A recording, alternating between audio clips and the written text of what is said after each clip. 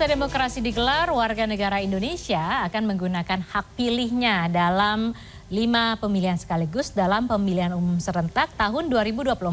Dan lantas apa saja yang harus kita siapkan? Dan apa saja dan bagaimana tata cara mencoblos? Berikut informasinya untuk Anda.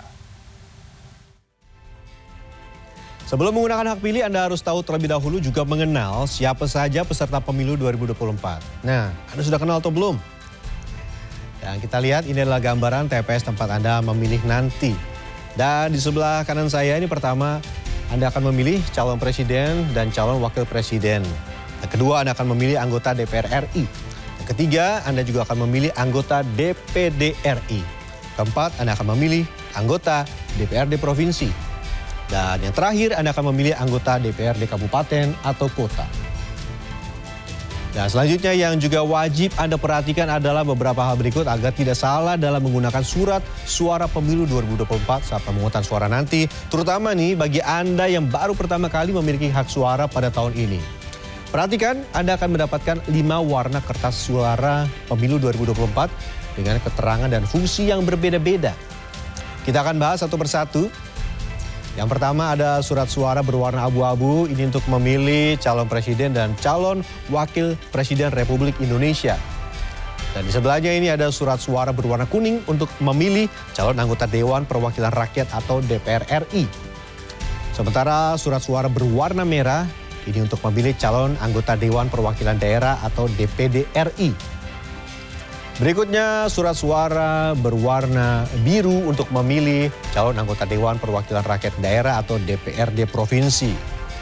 Dan yang terakhir adalah surat suara berwarna hijau untuk memilih calon anggota Dewan Perwakilan Rakyat Daerah atau DPRD Kabupaten atau Kota.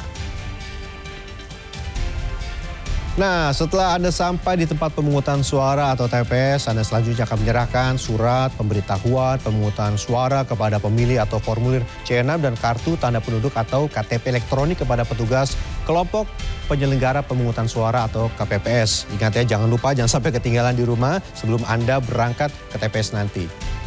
Dan setelah nama Anda dipanggil dan diberikan surat suara, saatnya Anda menentukan pilihan Anda di dalam bilik suara. Dan kalau Anda sudah sampai di bilik suara dan mendapati calon atau gambar peserta pemilu yang Anda pilih, ambil alat pencoblos yang telah disediakan. Lalu coblos di tengah-tengah gambar calon atau di dalam garis yang mengelilingi gambar calon pilihan Anda. Ingat ya, perhatikan, hati-hati karena penghitungan suara ini dianggap tidak sah bila Anda mencoblosnya di luar garis yang membatasi nama satu calon dengan calon lainnya. Dan ingat juga dilarang keras mengambil gambar atau merekam proses pencoblosan di dalam bilik suara. Apalagi Anda sampai mengunggahnya ke media sosial.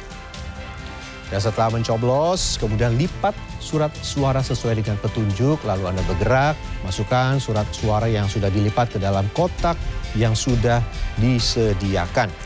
Dan sebelum Anda meninggalkan TPS, Anda wajib mencelupkan salah satu jari ke tinta. Ingat ya, jangan sia-siakan suara Anda kali ini, apalagi sampai golput. Suara Anda ini sangat menentukan 5 tahun ke depan. Segera persiapkan diri Anda menuju tempat pemungutan suara tempat nama Anda terdaftar.